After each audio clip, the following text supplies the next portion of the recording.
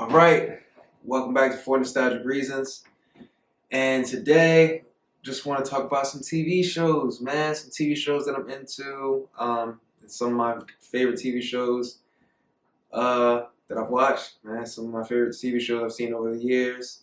Um, I've been actually going back and watching and binge watching some new shows ever since Spider-Man No Way Home came out. That joke, that joke got me inspired to watch like all of the uh, like the different Marvel shows, like WandaVision, Hawkeye, the one with Anthony Mackie. I forget what the name of that one is, but I gotta watch that. All the Marvel stuff. There's certain shows like Haunting of the Hill House I wanted to watch. I need to finish watching American Horror Stories. There's a bunch of different TV shows I need to watch, but as of right now, I just want to give you my top 10, man. My top 10 favorite shows of all time. I know there's a bunch of shows that like you might see on the list that maybe you love, and there might be like some shows where you're just like, yo, like that's in your top 10? Seriously? Like, come on, dog. Like, gotta be some shows better than that. If that's the case, put me on. That's all I can say. Put me on. Put it in the comments. Feel free to put it in the comments. And if it's good, I'll check it out. If it looks good, it looks interesting, I'll check it out. If it's not, we're just never going to talk about it again. I'm just going to act like you didn't say that.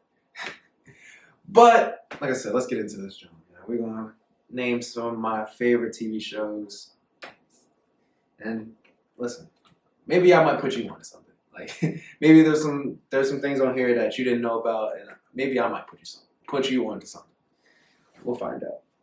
But as number one, I'm gonna go with 11/22/63. That show is one of my favorite shows ever. I mean, obviously it's in my top 10, but it's such a phenomenal show, man. Like that show is just so amazing to me. Starring James Franco. If you're not familiar with the show, it's a Hulu exclusive.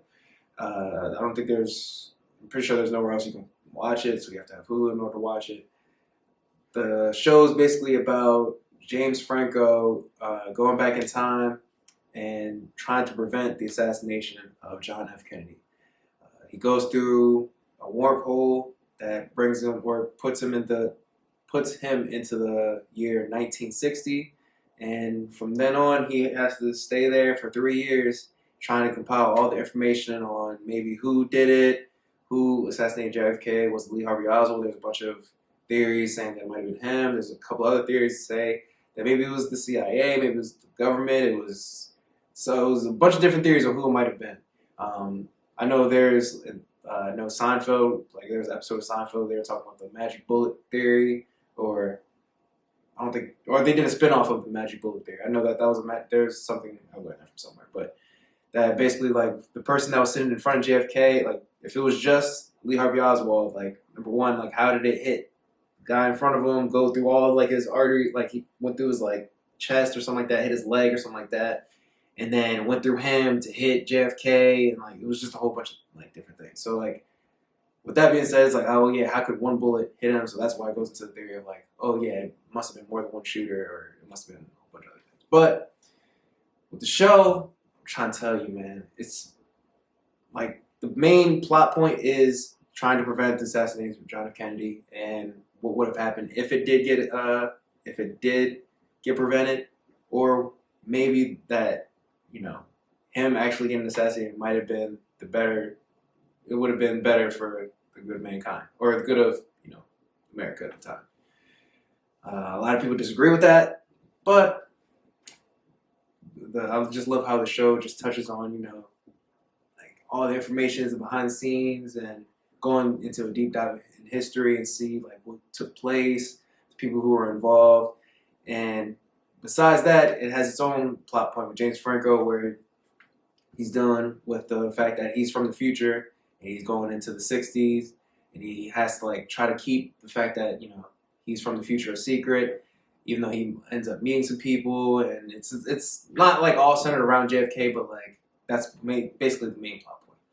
To me, I love going back into history and finding different things about history, so that intrigued the hell out of me. Plus, the whole JFK assassination on its own just fascinated me as well. So put those two together, listen, you got me hooked.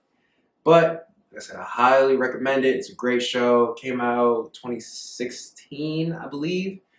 But it's a great show. I highly recommend it to anyone who's looking for something new to watch or hasn't seen something or hasn't seen, that show in a while or, whatever. If you need something new to watch, by all means, please watch that show because that is phenomenal. Next up, The Unsolved Mysteries of Biggie and Tupac. When that show first came out, I think 2 years ago, it was 2 or 3 years ago. For me, I am one of the biggest Tupac Shakur fans out. My mom actually put me on to him when I was, as long as I can remember. There's different pictures and photos of me in like wearing Tupac shirts. You follow me on Instagram, I put up like a bunch of Tupac quotes and stuff all the time. To me, he's like the greatest human being, or one of the greatest human beings to walk this earth. It's the things that he accomplished in his 25 years of life is just amazing to me. From when he was in movies to all the albums he made to just him being an advocate for black people all over the world, and not even just black people, just minorities, and just trying to like fight against just oppression and just a bunch of stuff. I mean, people like just everyone knows who Tupac Shakur is. He's an icon. I don't know what more to say about it. But with the story or with the show actually more so like it touches on Tupac's life and it touches on Biggie's life a little bit, like because pretty much everyone knows what happened to both of them. But the show actually goes more into a deep dive of what actually happened during the investigations of both assassinations. So the show starts off basically, it picks up from where the police were when they were in their investigation after Biggie got killed, and then come to find out it actually ties into maybe how Tupac Shakur got killed, and they think that the two murders were connected. Obviously that the murders didn't get solved, so then they actually hired a task force, I think 10-ish years later, to try to go back throughout the files and trying to figure out what actually happened, who was behind it, maybe, are these people still alive, or what actually happened, just trying to get these mysteries solved, because at the time, both Tupac and Biggie's mothers were still alive, Biggie's mom's still alive now, but Tupac Shakur's mom is not now, but at the time they both were still alive, so like they're just trying to solve it for them, but, ultimately it didn't get solved, but it dives into what they found out. Maybe like it was this person, maybe they think it was this person, maybe they might have figured out who it was, but they didn't have enough evidence or enough enough to basically close the case. And there it goes into the whole theory of maybe that the LAPD was trying to cover the whole entire thing up because they didn't want to deal with it. It dives into a whole lot of things, so it's actually a very interesting show. Like I said, I'm a sucker for anything Tupac related. I love Biggie as well, so put those two together, got me once again. Moving on. Next up on the list, Blue Mountain State. Now, this was one of my favorite shows when I was in high school. This show, when I tell you, actually it was on Netflix. When I started watching it, it was on Netflix from like 2011. I think they took it off like 2017, 18-ish. When they took it off of Netflix, you don't understand. That was a sad day for me, man. When I went back and saw that it wasn't on there, I was like, yo, y'all did that. Y'all did that. Like, all right, so you guys are messing up Netflix now. When they took Blue Mountain State off, man, that was a sad day. I'm not gonna hold you. When I found out, I was very sad. But Blue Mountain State basically is a show centered around the main character, Alex, who is playing for his college football team in Blue Mountain State, and they go on a bunch of adventures and stuff. It starts off with him being the backup quarterback and him trying to basically procrastinate and just like, he thinks being the backup quarterback of the college football team is like the best job ever, or like not the best job, but like the best position to be in college, because like you still like get that oh yeah, I'm a quarterback, but it's like I'm like you don't have to do all like the actual work in the game. So like he gets the Mac on girls and stuff like, yeah, I'm a quarterback of the team, this, that, and the other, and he still gets to get like mad girls, do all this crazy stuff, but he tries to like push off his responsibilities and tries to skate by through college, you know, basically without having any responsibilities overall. And just like the different episodes, it's just such a great show. You know, like that show is just hilarious. It's like whenever like I was like, damn, you know, I want something to watch. I don't like if there's anything I like could have play over and over and over and over again, it would probably be that show because I never get tired of that show. That show is hilarious. Takes place from I think it was 3 seasons, so it was Alex's freshman year to his junior year. They made a movie, basically summing up his senior year later on. But like, I highly request that show. It's such a great show. Yeah, it's funny. It's hilarious. It's out of pocket. It's everything all wrapped in one. Phenomenal show. Highly recommend it. Please go watch that if you haven't. I don't know where you can watch it. I don't even know if you can buy it somewhere. But if you have the chance to figure out where that joint is, actually let me know so I can watch it and I'll purchase it or whatever. But phenomenal. So number 5 on the list is I actually can't even say the whole entire show, but the first season of American Horror Stories, which is Murder House. Like I said, I haven't watched the whole American Horror Stories. I've seen Murder House, the season after, which I think was it's not Apocalypse. It was whichever one they were in like the hospital or something like that. That was whack. I watched like the first like 3 episodes and I just couldn't do it. And then I watched a couple episodes of Apocalypse. I think I've seen like 3, like the last like 3 or so episodes of Apocalypse. I know there's a bunch of people that saying like Covenant was a really good one. I think Roanoke, I think what it's called, was a good one. People say like I've heard Apocalypse was good. From what I can understand, like the last 3 episodes looked pretty good to me.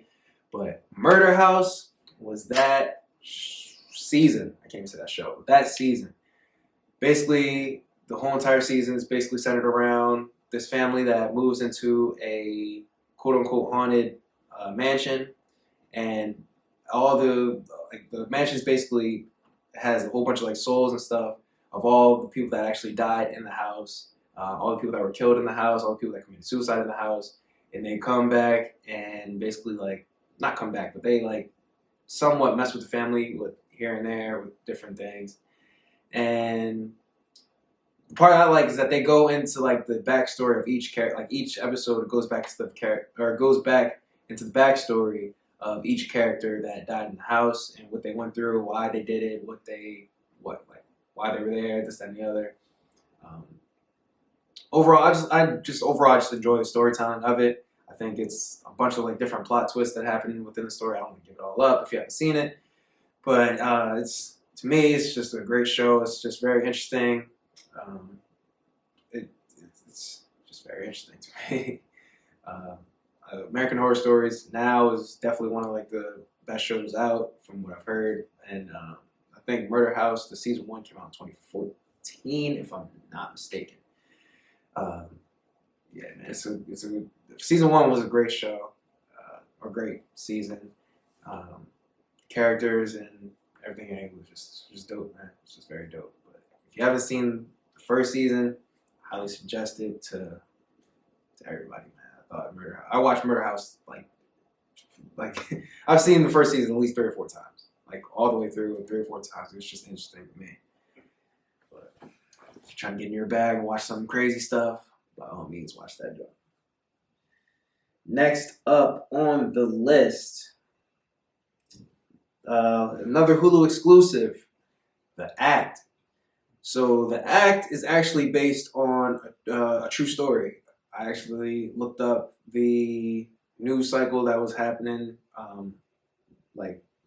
at the time. Basically, the story is about this girl and her mom that they used to live in Louisiana. They had to move to another, I forget exactly what state it was, but they had to move away because of Hurricane Katrina and all the things that happened in Hurricane Katrina, that like they lost their home and all that other stuff. So they moved away, got put into a new home. And basically, the mom was like basically lying to her daughter about a bunch of like different illnesses that she didn't have. So she was like telling her like, oh yeah, like you're diabetic and you know you have this and you like she actually had like feeding tubes and stuff. She like couldn't eat regular food. She had to eat the feeding tube, and she was like 18 years old. She was like in a wheelchair even though she could walk. She was just like oppressing her daughter like so hard. She like wouldn't let her do certain things, and it was just like overboard. Just because like it's just wild. Like her mom was just like wild, pretty much.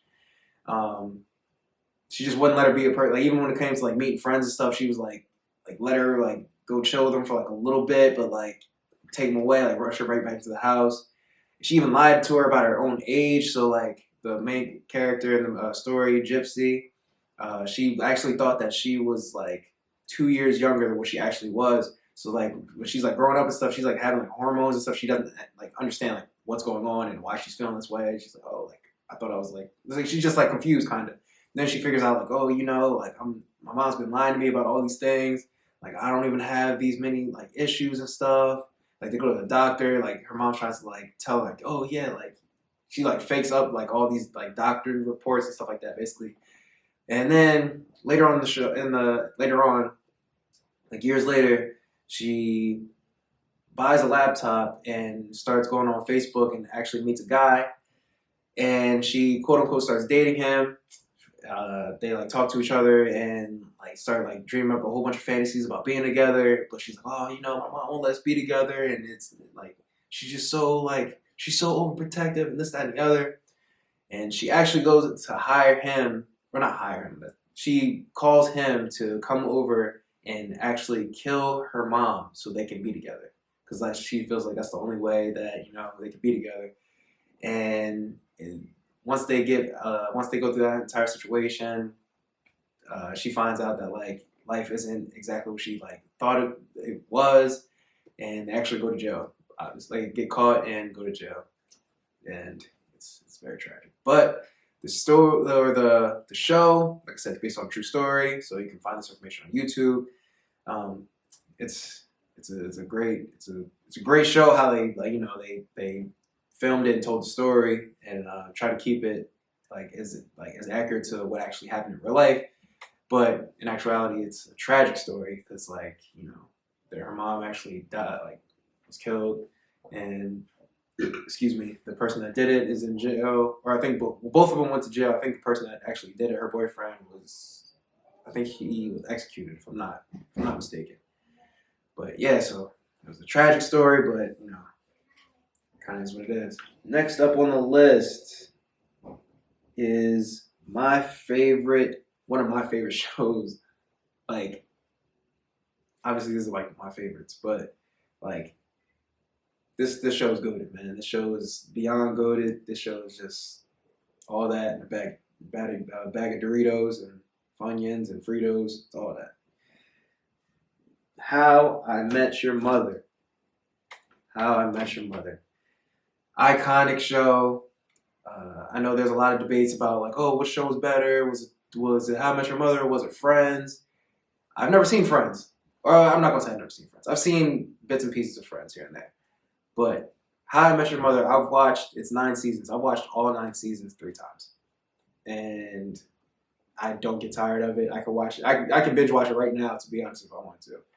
Um, but that show is just incredible. It's basically about a group of friends, a group of adults and stuff. They live in New York. Ted, Barney, Marshall, Lily, and Robin. And Ted's basically telling his children, like he's basically like he's. It starts off with him telling his kids, like basically the story about how he was, how he met their mother, basically, and the whole entire 9 seasons is basically like all the different like things they went through, their life living in New York, the things they had to go through, all the relationships he's been in, and all the failed like relationships he's been in, and all the crazy things that happened, the crazy adventures and legendary adventures that they went on, while trying to find like his wife, trying to find like the perfect woman for him. And when I tell you that show is like It's iconic. It's literally iconic, yo. Like it's phenomenal, man. It's phenomenal. The jokes in there, funny. Each episode keeps you like engaged and like makes you like oh man, what's coming up next? Like as soon as the episode's over, it's like all right, I gotta see the next one. Like what's going on? And I just love how it's literally a continuation. Like if you didn't see the first episode, like you might not get the next episode type of deal. It's not one of those shows where you can just like pick like, oh, all right, well, I'm just gonna watch from season 5. Like you can do that, but in order to get everything that's going on, like you gotta start from season 1 and then get it from there. And it's worth it too. Like whenever you go back, like whenever you like start the show or whenever you like start watching it, I guarantee you're gonna watch like the first like 4 episodes. And you're just like, all right, like I see it. All right. But yeah, man, that show is iconic. It's one of my favorite shows of all time. And none of these, like some of these shows I have on here, I can kind of see like if another show comes along and it's like, you know, all right, I can see I might drop one of these outside the list. How I Met Your Mother is stamped. It's in there. It's not moving.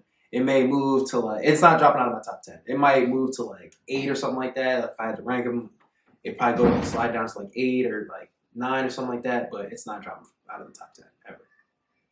So next up on the list, I gotta go with Orange is the New Black. If you're not sure what Orange is the New Black is, it's a show on Netflix. Once again, Netflix exclusive. It's a show basically about it's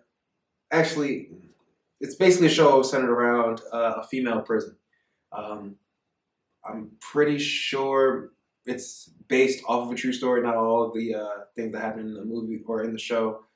I'm pretty sure all the things in the show didn't actually happen in real life. They probably definitely made some things up in the show, but it's all based around a true story for the most part. It's based off real events, basically.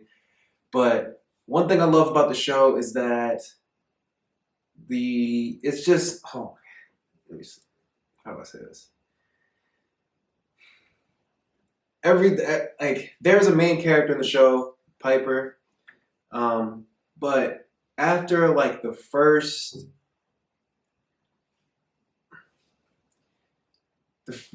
couple episodes, it basically is about her experience with how she first gets into prison, and how she has to deal with it's not even prison. It was more like it's more like a camp, like a women's camp type of thing.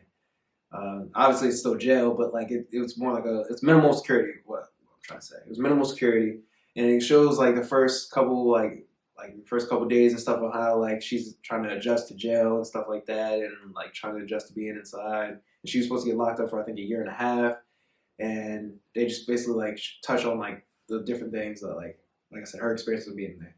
But after a while, it's not.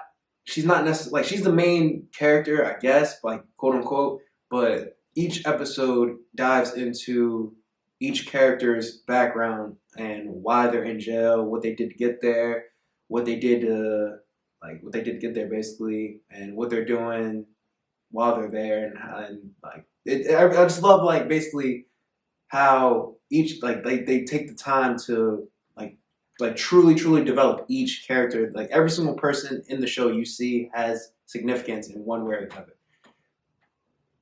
And it's not like a regular TV show where it's oh yeah, this you might see a character or something like that. It's you know nothing about him, or you only see him in a couple scenes or something like that, and you don't necessarily know why he's in the show.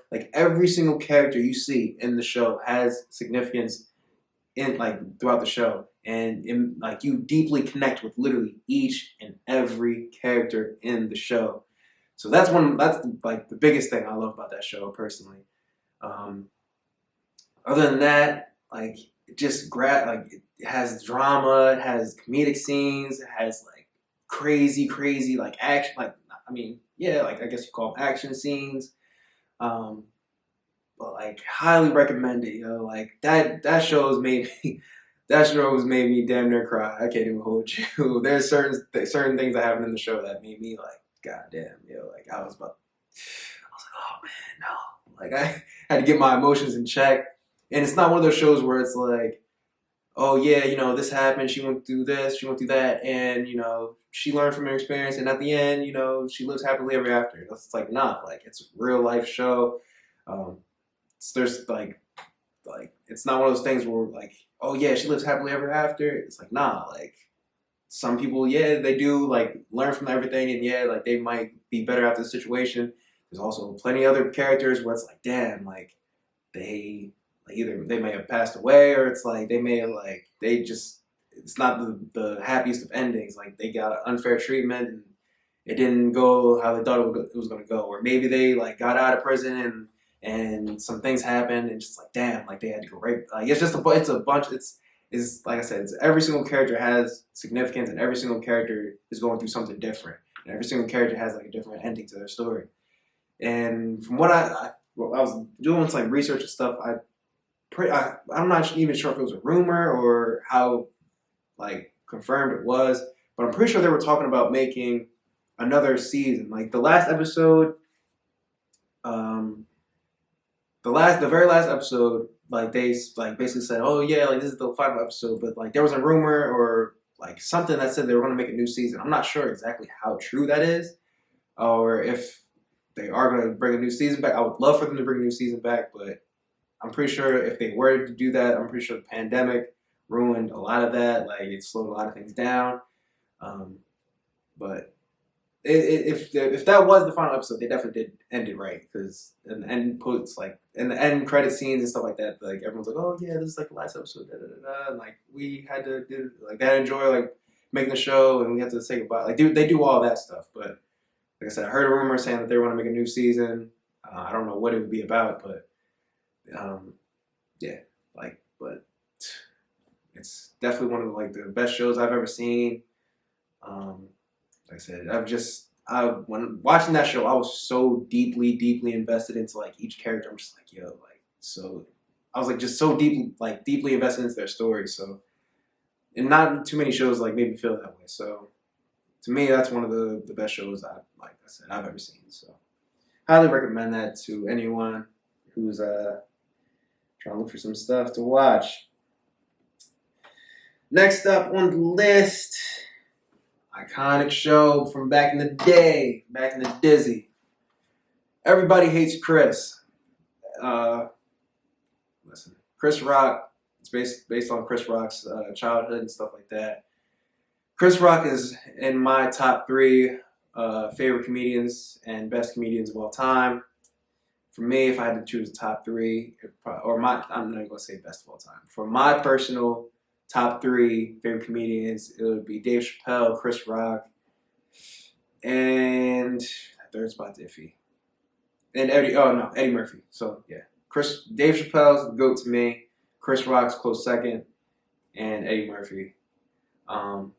But I'm pretty sure everyone's seen Everybody Hates Chris. Like, if you haven't seen that, I don't know what you're doing with your life. But Everybody Hates Chris.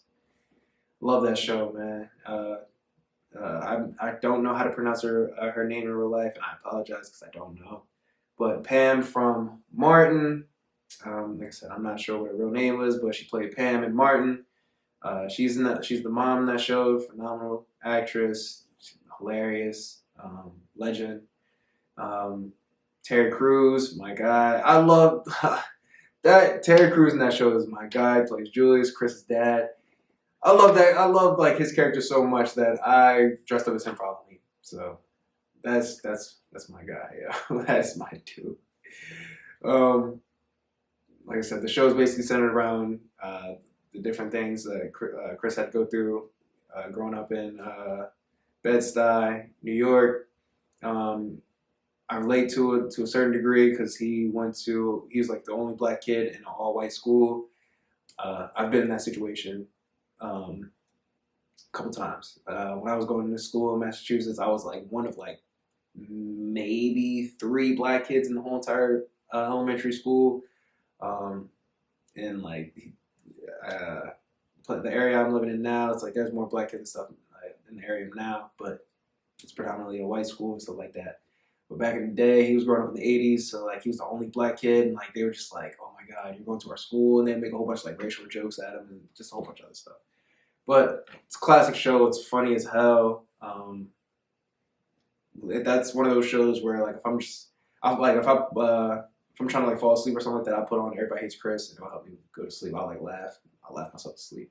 Like I said, iconic. I don't know which more I can say about it. If you haven't seen it, once again, I don't know what you're doing with your life. And like you gotta watch that show if you haven't seen it yet. Next up on the list, excuse me, The Last Dance. So The Last Dance is basically centered around the Chicago Bulls in the 90s and Michael Jordan. It's more or less a Michael Jordan documentary. It's about 8 to 10-ish episodes. It's on Netflix now if you haven't seen it. It was on, not TBS, what was it on? I forget the original network it came out on. But it's basically, like I said, centered around the Bulls in the 90s and how they won 6 rings. And to many, it reminds people why MJ is the GOAT. I personally do not feel that way. To me, I'm a way. Actually, I was a Jordan fan, but like I said, I'm a way bigger LeBron fan. And to me, LeBron James is the GOAT. But The Last Dance it basically shows why you hear a lot of people from that generation that come from like the 90s, that grew up in the 90s, and it gives them like, validation of why they think that MJ's the GOAT. I love the show is actually a really interesting show though. It's a lot. The Last Dance was back in 1998. They had filmed, or they hired a camera crew to film all like the behind the scenes moves that they were doing. So like them in the locker room, them like prepping for games, them like their car rides to the arenas and stuff like that. But they basically go back and tell each player's like story. So like Dennis Rodman, they do like a backstory from him, Ron Harper, Scottie Pippen, Michael Jordan, obviously, Steve Kerr. You find out more like in-depth things that you didn't necessarily know about each player back then, and it's that part from that standpoint is very interesting.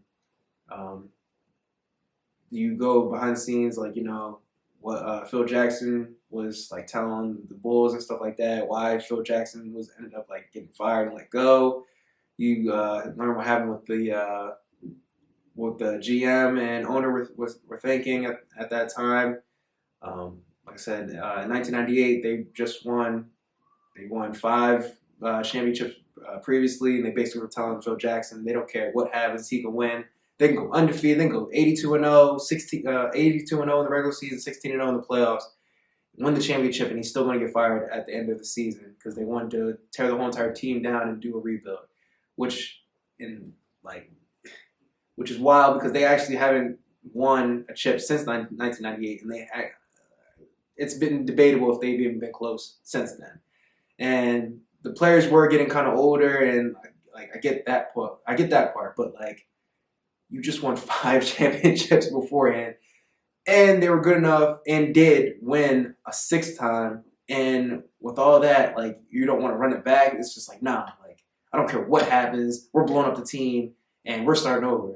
And you can see, like, they're asking Michael Jordan a whole bunch of questions, like, oh, yeah, like, do you think this is going to be your last season playing basketball? You think you're going to retire again after the season's over? And his whole entire thing was like, yo, like, if we're playing so well, why would, like, at least blow it up after we start looking like trash? Like, don't blow it up beforehand.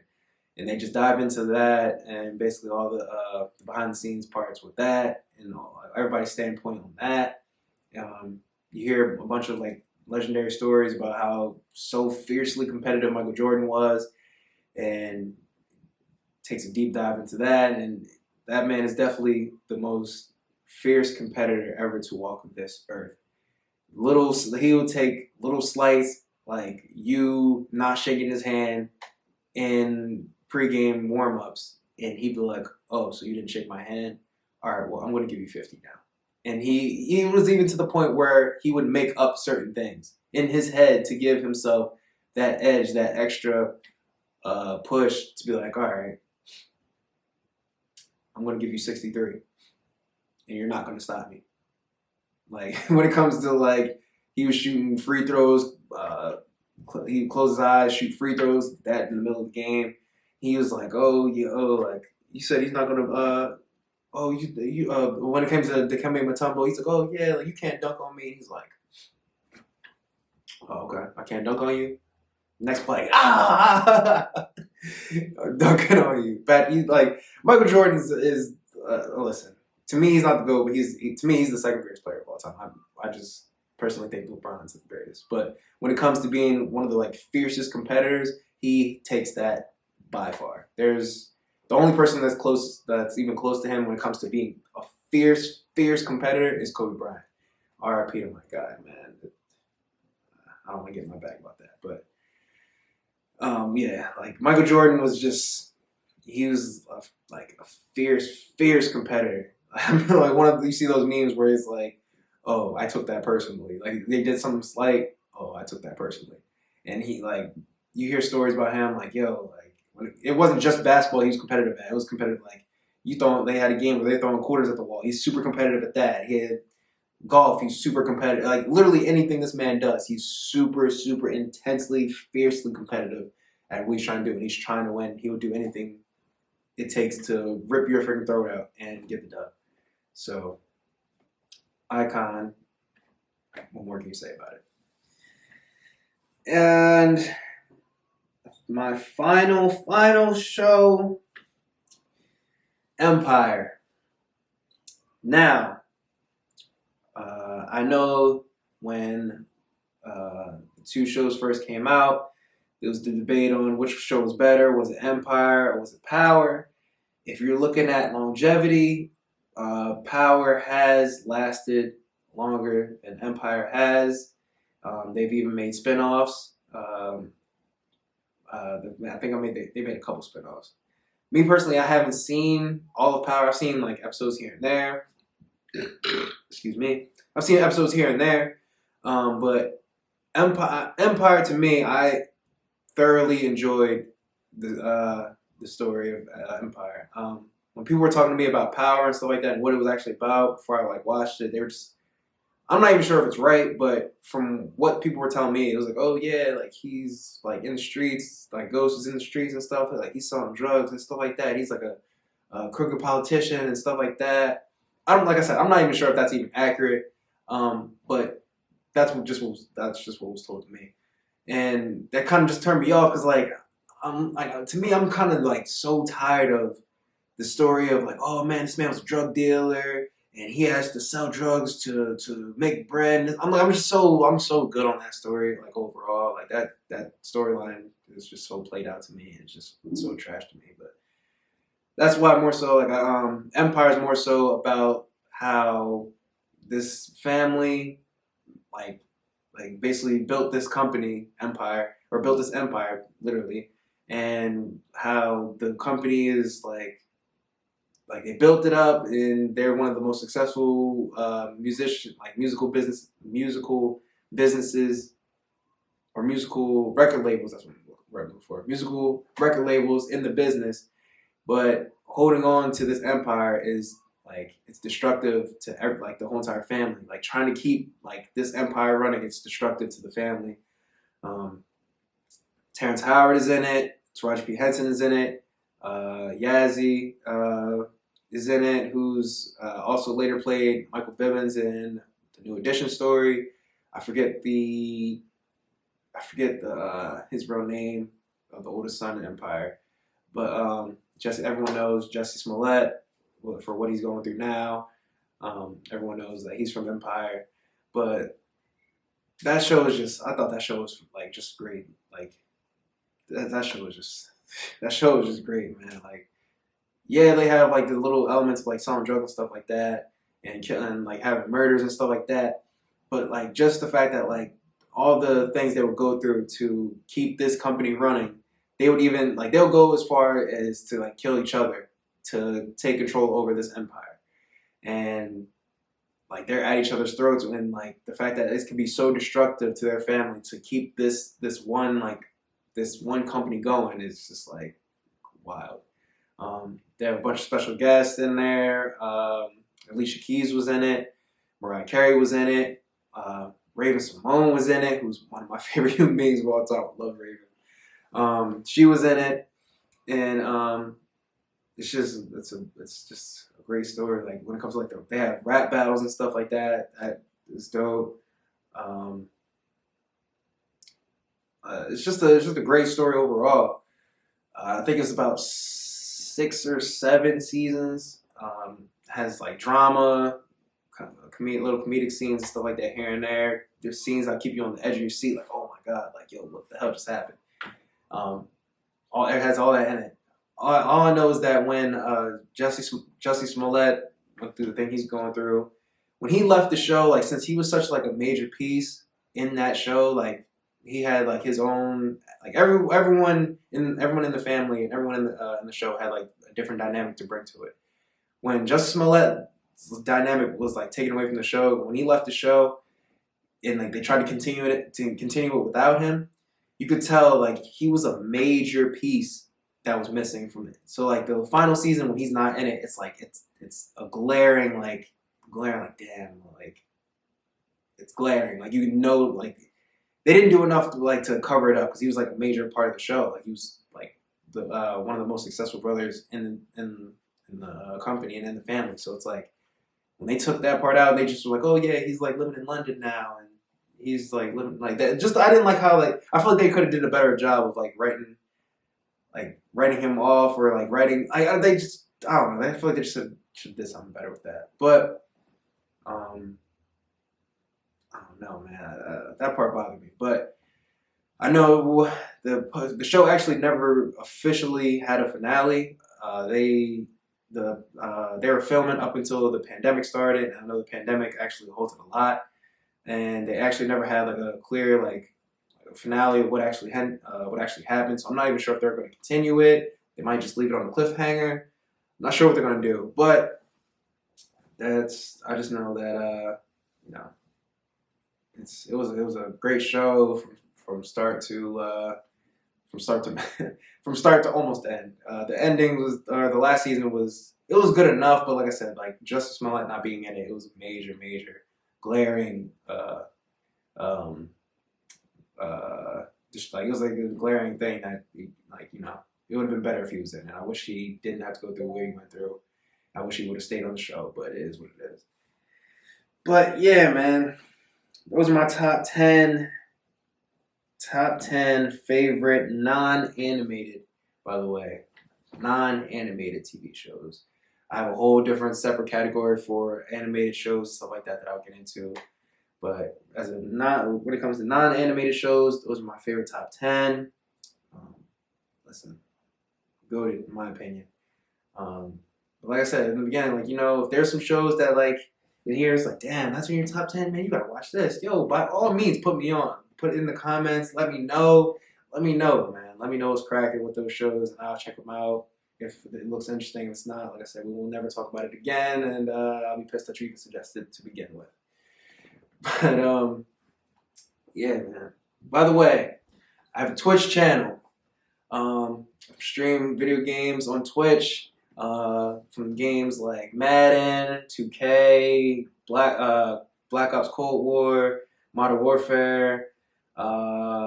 Stream Spider-Man, or start streaming Spider-Man, started streaming Fortnite, started streaming GTA, Red Dead Redemption. A bunch of games, man. Check that junk out, man. Like I go hard on the Twitch, man. When I'm not on here filming videos and stuff like that, I'm on Twitch going hard. And I know I stream me and a bunch of my friends stuff. We playing like a bunch of games together and stuff like that. And it's a dope experience, a dope time. It's entertaining as hell. So check that out. Put that in the link. At